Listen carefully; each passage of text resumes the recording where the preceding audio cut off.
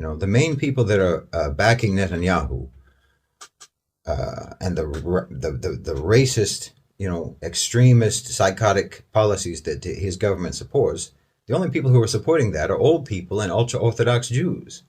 The ultra Orthodox Jews who are free to be as radical and as delusional about Zionism as they want to be because they don't have to do anything. They're exempt from military service. They don't pay taxes. They don't have to work. They get housing for free. They can just sit around all day and read the Torah and have babies. So they don't have to pay and they don't have to participate in the violent enforcement of Zionist occupation. The ones who have to pay for it and the ones who have to enforce it by violence are the young, mostly secular Jews, liberal Jews who don't even believe in it like that. Young secular Jews who just want to live normal lives.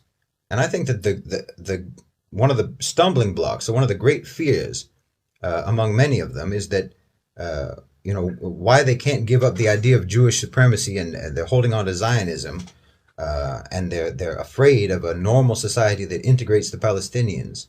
Their great fear is that the Palestinians, when they get the upper hand, that they'll punish them, that they'll take vengeance, that they'll make them reap what they sowed for all these decades. It's just like the white South Africans at the closing years of apartheid. They prolonged apartheid precisely because they were afraid that they'd get strung up on every street light in Johannesburg if black people took over the government. But other than that, I don't really think that most Israelis, the young generation of Israelis anyway, are particularly interested in fighting for Zionism. They know it makes them look ridiculous because it does make them look ridiculous. This is a ridiculous ideology to hold on to in the 21st century. It never made sense, and it makes even less sense now. The one-state solution is inevitable.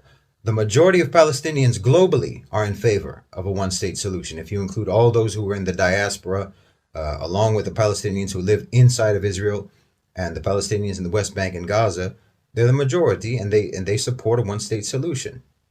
Even though a relatively small number of Jewish Israelis accept the one-state solution, that's only because it's been completely off the table all along. There's never been any serious discussion about a one-state solution because they know that it means the end of Zionism. But every colonialist project ultimately will fail if they can't integrate into the land. The only way that a colonialist project can succeed without integrating into the land is if they have an endless supply of immigrants. Well, Israel doesn't have that, and they never could have that, and they never will have that. A one-state solution, if it was implemented right now, the Palestinians were integrated into Israel. Israel would be a Palestinian majority country, and Palestinians have a higher birth rate than Jews on average, except for the ultra-Orthodox Jewish freeloaders.